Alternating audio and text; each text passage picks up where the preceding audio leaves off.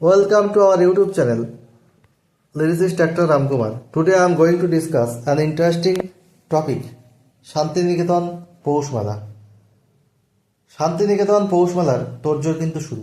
কবে থেকে ব্যবসায়ীরা স্টল বুকিং করার সুযোগ পাবেন জানুন দিনক্ষণ। If you like our content, you will subscribe our YouTube channel. Keep press on bell icon. You will be notified when we will upload more and more videos. Your support will be our inspiration. Share our videos to your friends, family members and loved ones.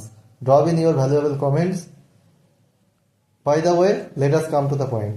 আগামী 23শে December থেকে শান্তিনিকেতনের পূর্বপল্লীর মাঠে শুরু হবে পৌষ মেলা। চলবে কিন্তু 28শে December পর্যন্ত।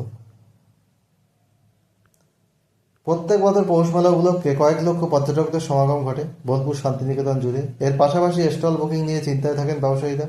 আর এই স্টল বুকিং নিয়ে একটি বিশেষ বৈঠকের আয়োজন করা হয় বোলপুর শান্তিনিকেতনে। পৌষ মেলায় স্টল বন্টনে দুর্নীতি বন্ধ করতে এবং পরিবেশ দূষণ মুক্ত করতে জেলা প্রশাসনকে সঙ্গে নিয়ে তৈরি হলো একটি বিশেষ কমিটি।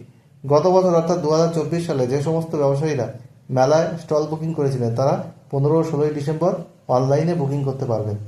আর 17 ডিসেম্বর থেকে বাকি ব্যবসায়ীরা স্টল বুকিং করতে পারবেন। বিশ্বভারতীর কেন্দ্রীয় গ্রন্থকারের সভাকক্ষে মেলা সংক্রান্ত বিভিন্ন বিষয় নিয়ে জেলা প্রশাসনের সঙ্গে বৈঠক করেন বিশ্বভারতী কর্তৃপক্ষ ও শান্তিনিকেতন ট্রাস্ট।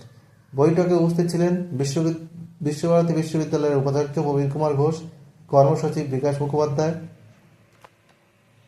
আরও অনেকে, যেমন ভারপ্রাপ্ত জনসংযোগ আধিকারিক অতীক ঘোষ, শান্তিনিকেতন ট্রাস্টের সম্পাদক অনিল কুমার ও অন্যান্য সদস্যরা। রাজ্য সরকারের তরফে উপস্থিত ছিলেন মন্ত্রী চন্দ্রনাথ সিংহ, জেলা পরিষদের সভাপতি কাজল শেখ, বোলপুরের মহকুমা শাসক অনিমেষ কান্তি মান্না, অতিরিক্ত পুলিশ সুপার রানা মুখোপাধ্যায়।